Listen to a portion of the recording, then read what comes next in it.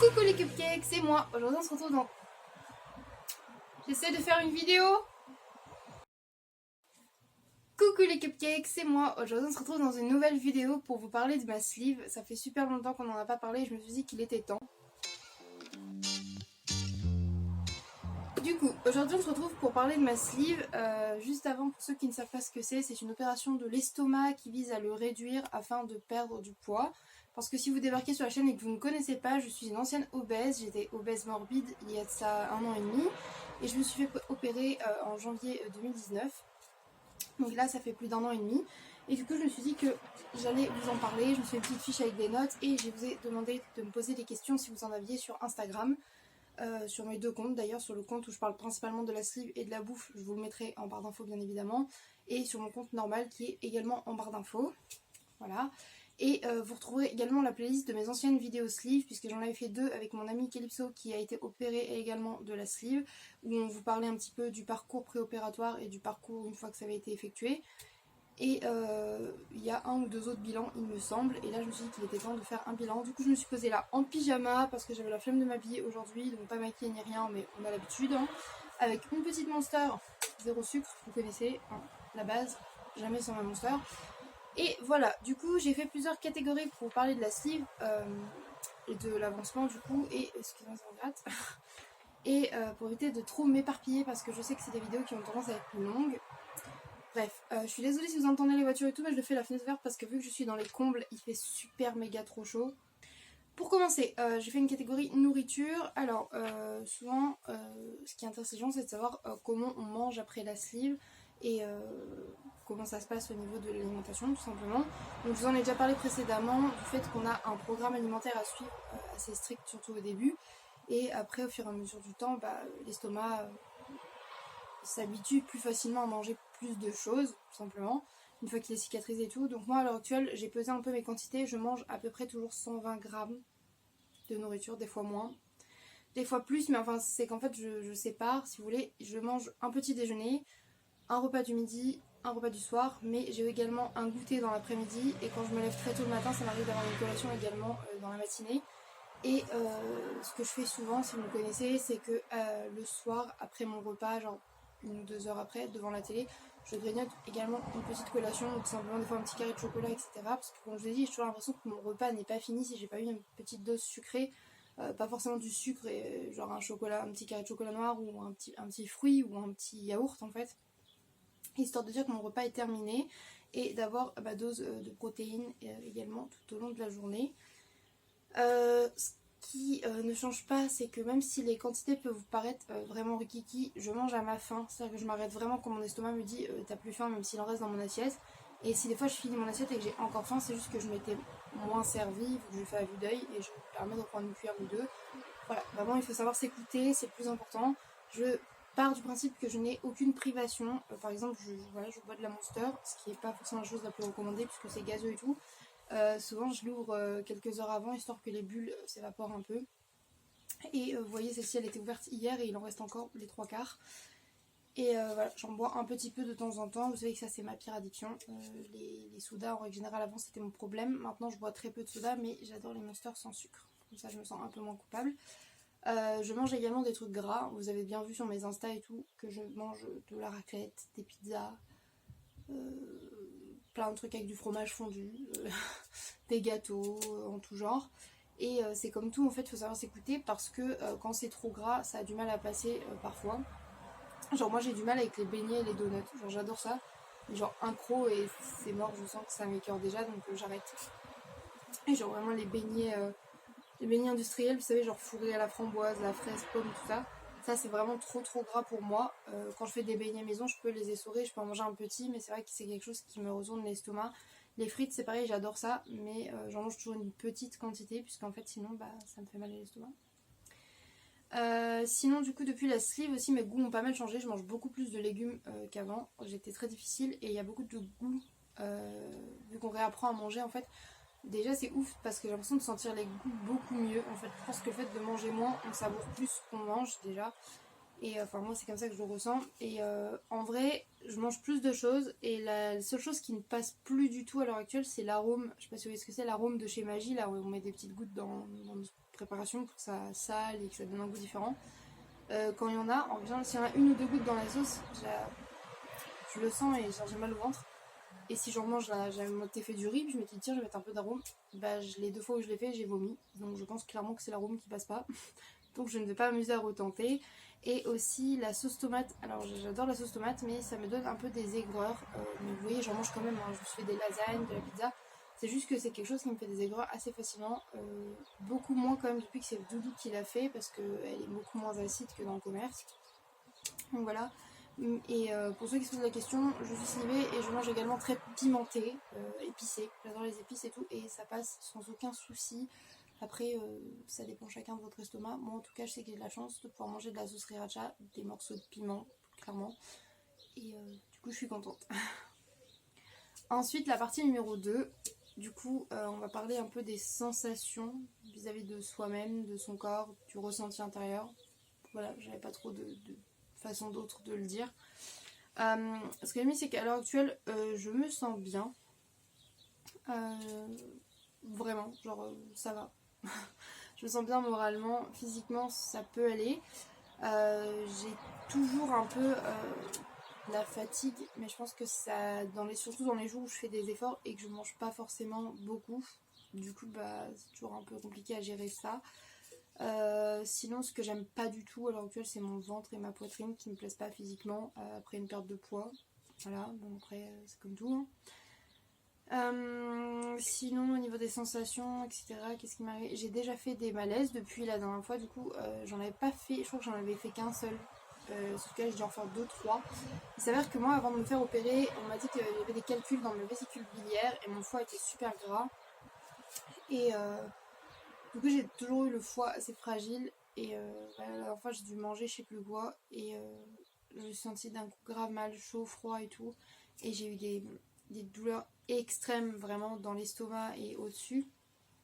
Et j'ai été carrément emmenée à l'hôpital en fait par les pompiers. Parce que je me suis à moitié évanouie, j'ai vomi, enfin c'était horrible. Et en fait, bah, ils savent pas trop d'où ça vient, ils pensent que c'est la vésicule. Du coup, j'ai fait des examens, des échographies, etc.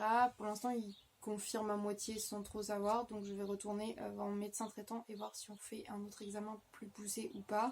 Mais il se peut que ce soit la vésicule et qu'il faille l'enlever. C'est pas extrêmement grave. Ça arrive à plein de gens qui se sont fait opérer en plus. Mais voilà, depuis du coup je fais attention quand même quand je mange gras et tout parce que j'ai vraiment pas envie de revoir cette douleur qui était vraiment extrêmement ignoble. Et voilà, en plus après quand on vomit tout, je me sentais hyper fatiguée, hyper mal. Et voilà, mais sinon à part ça, mon corps ça va. Il suit plutôt bien, donc je me plains pas trop. Troisième truc que je voulais aborder, c'était le sport. Donc depuis l'opération, je me suis enfin mis au sport il y a quelques mois, enfin déjà pas mal de mois là du coup, parce que je me suis inscrite à la salle en décembre il me semble. Et du coup bah il y a eu le confinement, donc là ça faisait 3 mois sans sport, j'ai repris genre il y a 2 jours. Je suis morte. Mes jambes sont entièrement des bleus, ce ne sont que courbatures. Je savais que la reprise serait compliquée, pourtant j'ai fait un tout petit leg day, mais voilà. Du coup je vais y retourner là, je pense demain, ça sera pour faire le haut du corps pour éviter de trop forcer sur là où j'avais déjà mal. Et même si c'est que 2 séances par semaine pour reprendre pour l'instant après avoir un rythme, on va avoir 4 par semaine. C'est le temps que la machine se remette en route comme on dit, mais du coup voilà, je fais du sport, mon cardio va très très bien. Je tiens très bien la route, j'arrive à marcher correctement. Et ça c'est cool. Je me sens beaucoup moins essoufflée qu'avant. Je sens quand même que j'ai même plus de force. Et ça c'est vraiment vraiment super. De toute façon, moi je fais de la muscu parce que c'est un sport que je voulais faire et que j'aime. Voilà, clairement. Mais quand vous êtes fait opérer, après il faut se remuscler le corps, etc. Mais vous n'êtes pas obligé de faire que de la muscu. Il y a tellement de sports qui existent. Le truc c'est de trouver une activité sportive qui vous plaise à vous. Moi je sais qu'il y a plusieurs autres sports qui me plaisent et qui m'intéressent, mais il n'y en a pas par chez moi. Donc du coup j'ai pris parmi les sports qui m'intéressaient le plus ce qu'il y avait de possible à faire vers chez moi. Voilà. Et ensuite du coup la dernière catégorie, le plus important je pense, c'est le poids et les mensurations. Souvent c'est ce qu'on me demande le plus évidemment. Alors, je récapitule pour ceux qui ne le savent pas. Au début de mon parcours sleeve, j'étais à 117 kg à peu près. Et le jour de l'opération, j'étais à 119,9. En fait, j'avais perdu du poids tout le long de mon parcours préopératoire. Et genre la semaine d'avant, j'ai bien mangé, genre avant de me faire opérer, genre je me suis lâchée, genre raclette, tartiflette, pizza, enfin voilà, histoire de dire on enterre sa vie de gros porc, hein, clairement. Et voilà, du coup j'étais à 119,9 et à l'heure actuelle je suis à 69,5, ce qui fait que j'ai perdu 50 kilos et 400 grammes, je crois. Bref, en gros plus de 50 kilos, c'est une grosse perte de poids et je suis à 69 kilos en fait depuis février je crois, fin janvier, début février, donc bah, on est en juin, du coup ça fait plusieurs mois que je stagne à ce poids là. Et je sais qu'en fait, bah, même avec le sport, j'avais perdu des mensurations, mais j'étais toujours au même poids. Et il faut savoir que le muscle, de toute façon, pèse plus lourd que la masse graisseuse. Donc du coup, des fois, vous pouvez reprendre du poids, mais vous affinez. Il faut pas avoir peur. C'est pour ça que je prends aussi mes mensurations. Et du coup, j'avais pas mes mensurations avant l'opération et tout, parce que je n'osais pas les faire, je les ai pas fait. Je regrette un peu, mais je me sentais trop mal pour le faire. Et du coup, j'ai mes mensurations à partir du mois de juillet, donc ça faisait déjà 6 mois post-op, clairement. Et alors, en tour de poitrine, j'étais à 108 cm. Et à l'heure actuelle, j'ai fait la prise de mesure genre hier, je suis à 93 cm, ce qui est du coup un bel écart de 108 à 93. Pour la taille, j'étais à 94 et je suis descendue à 80. Et pour les hanches, je suis passée de 114 à 100. Voilà, du coup ça fait 14 cm en moins pour les hanches, 14 cm en moins pour la taille et pour la poitrine, 15 cm en moins. Voilà, c'est plutôt pas mal. Et voilà. Du coup voilà, ça c'est le bilan vraiment de ma sleeve post 1 an et demi post-opératoire. Et là du coup je vais passer à vos questions. J'en ai pas eu tant que ça, je dois en avoir... alors attendez, 1, 2, 3, 4, 5, 6, 7... 8, 7 ou 8 questions, parce qu'il y en a qui c'est des doubles questions. Voilà. Et du coup, j'ai un peu répondu, je pense, à certaines juste avant, mais je vais bien les reprendre une par une et bien vous répondre. Comme ça, pas de soucis. D'ailleurs, si vous avez d'autres questions auxquelles j'aurais pas répondu dans cette vidéo, n'hésitez pas à me les mettre en commentaire, ça me fait toujours plaisir et j'y répondrai bien évidemment dans un prochain vlog ou dans une prochaine vidéo sleeve si ça vous intéresse certains. Voilà. Alors, premier lot de questions, il y a une personne qui m'a demandé as-tu repris confiance en toi et te sens-tu mieux? Donc je me sens beaucoup mieux, comme je vous disais juste avant, j'aime beaucoup plus mon corps, je m'habille déjà beaucoup plus comme j'en ai envie et ça me fait très plaisir tout simplement. Est-ce que j'ai plus confiance en moi? Clairement oui. Je suis pas au top max confiance et tout, mais je sais que j'ai beaucoup plus confiance en moi et je le dégage et ça se voit. Beaucoup de gens me le disent, je m'affirme beaucoup plus. Je porte beaucoup plus ce que j'ai envie. Maintenant, je porte des robes moulantes, des jupes moulantes, des mini-jupes, genre tout ce que j'ai toujours aimé et que je m'interdisais, je m'interdis plus tout simplement. Je sais que ça peut pas plaire à tout le monde. Moi, c'est comme ça que je me vois et je m'envisage. Mon doudou, lui, ça ne le gêne pas, donc tant mieux. Et il est très content justement que j'ai cette confiance. Mes amis proches également sont fiers de mon parcours et c'est tout ce qui compte pour moi. Du coup, quels sont les avantages et les inconvénients de la sleeve selon toi? Alors, après, je suis pas là pour vous vendre la sleeve et vous dire si vous êtes gros, faites une sleeve. Hein. C'est pas du tout ça. Si vous sentez bien dans votre corps, restez comme ça. Enfin, faites ce qui vous chante en fait. Déjà, si vous vous sentez bien dans votre corps et qu'il n'y a pas de soucis de santé et tout, bah restez dans votre corps actuel, j'ai envie de vous dire. Si vous vous sentez mal et que ça vous intéresse, renseignez-vous auprès d'une clinique ou d'un hôpital. Moi, j'étais à la clinique de Sens, qui est une très bonne clinique dans le 89, il me semble, puisque ils ont un pôle spécialisé en fait pour l'obésité et c'est hyper cool et ça coûte rien d'appeler et de demander un renseignement tout simplement. Et n'hésitez pas à vous renseigner et tout, mais sachez que c'est pas anodin, on fait pas ça en mode comme si on faisait du shopping. C'est chacun l'envisage comme il l'envie. Voilà, petite parenthèse faite.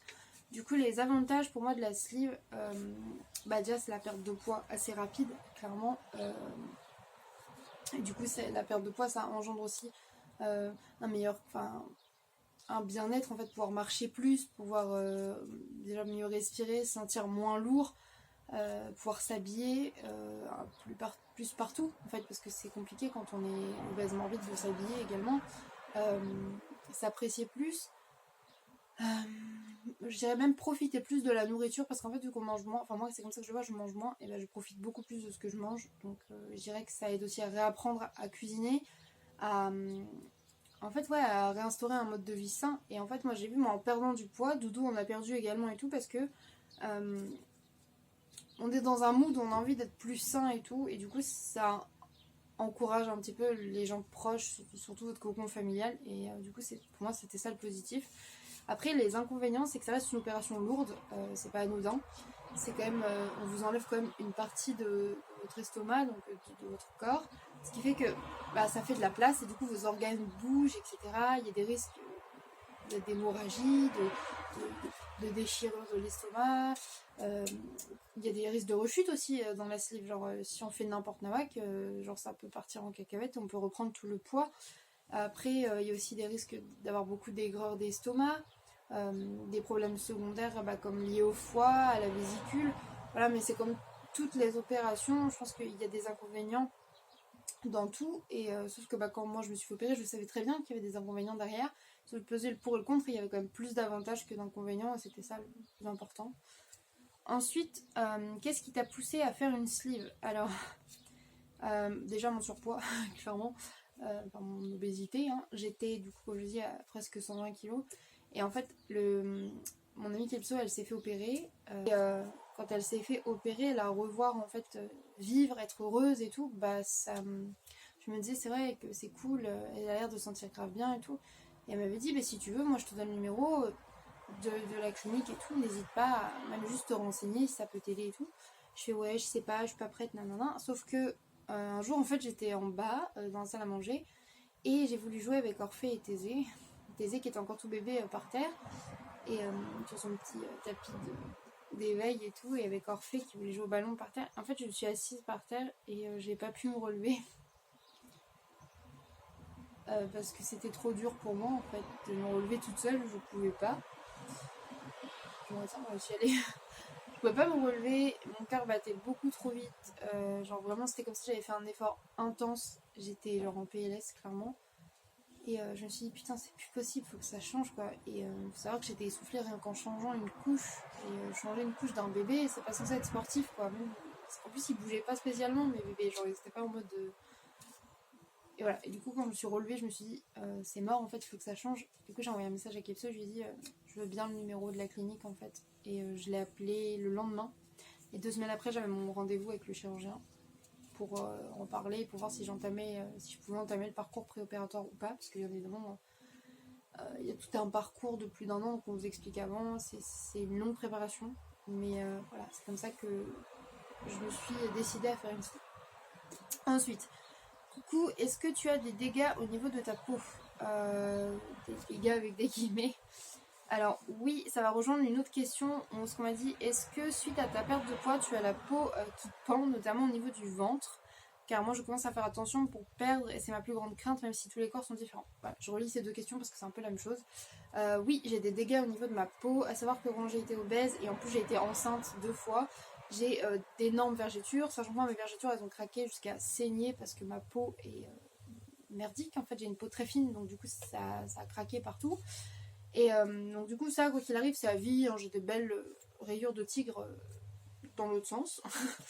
Et je m'y suis faite et ça va. Et par contre oui mon ventre pend un peu et ma poitrine notamment qui tombe également, qui arrive quand même ici, ce qui est assez bas. Après je le savais qu'avec une perte de poids importante comme ça c'était le risque. Et comme je vous dis en plus j'ai une peau très fine pourrie, donc voilà.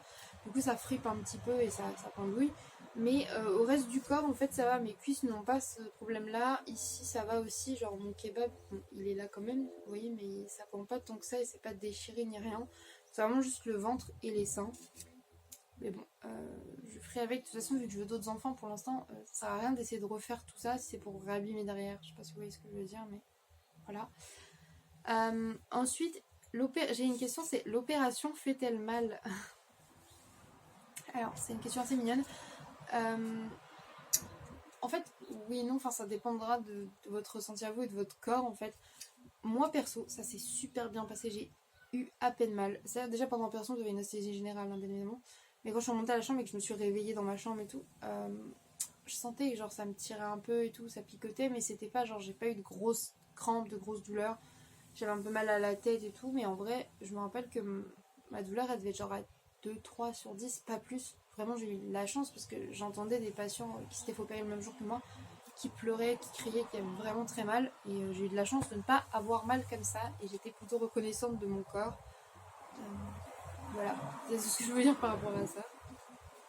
Et enfin, dernière question, du coup, comment ça se passe pour l'après et as-tu un suivi? Alors, évidemment, l'après, ils vous relâchent pas comme ça en mode bah, il t'a opéré, il y a un suivi. Normalement, il faut retourner une fois par an au moins voir la psychologue et le chirurgien, histoire de.